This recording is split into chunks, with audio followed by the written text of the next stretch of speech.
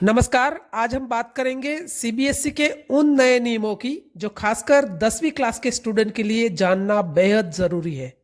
यह कोई मामूली सर्कुलर नहीं है।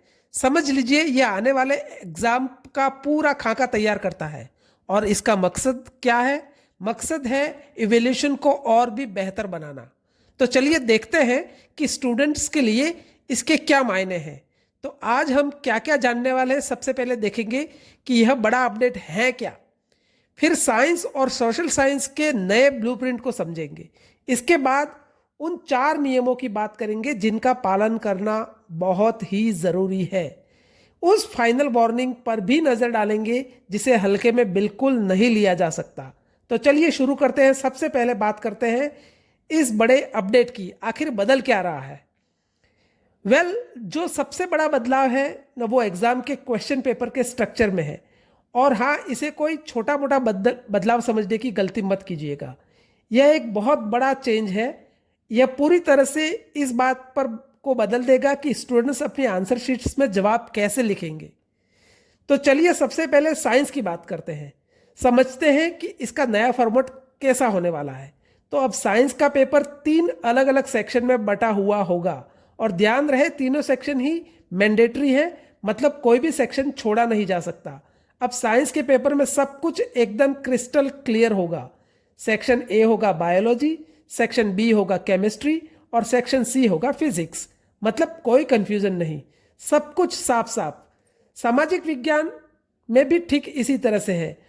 तो सोशल साइंस में यहाँ पर बदलाव और भी बड़ा है क्योंकि इसका स्ट्रक्चर अब और भी डिटेल हो गया है। सोशल साइंस का पेपर अब 4 अलग अलग सेक्शन में आएगा। अब सोशल साइंस के हर सब्जेक्ट का अपना डेडिकेटेड सेक्शन होगा। जैसे section A history, section B geography, section C political science और सेक्शन डी में इकोनॉमिक्स। हर सब्जेक्ट के लिए अलग अलग जगह है। तो हमने पेपर का स्ट्रक्चर तो समझ लिया, लेकिन अब बात करते हैं उन 4 सबसे ज़रूरी नियमों की जिन्हें एग्जाम में लिखते समय भूलना बिल्कुल नहीं है। क्योंकि अगर यह भूले तो टेक्निकलिटी पर मार्क्स कट सकते हैं। तो अब ज़रा ध्यान से सुनिएगा कि ये 4 नियम गेम चेंजर हो सकते हैं। रूल नंबर 1, आपकी आंसर बुकलेट पहले से सेक्शंस में बटी हुई होगी।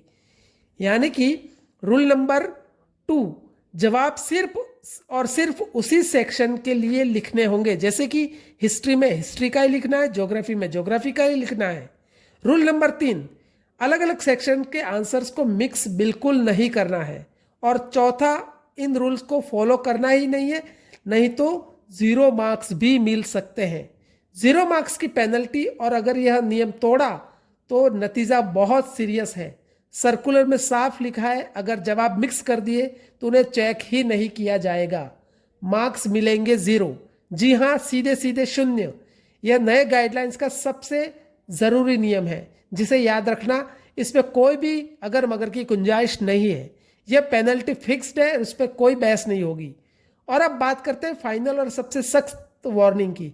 आखिर कोई बोर्ड दूसरा मौका क्यों नहीं दे रहा है? क्योंकि सीबीएसई यह पक्का करना चाहता है कि गलती की कोई गुंजाइश ही ना बचे।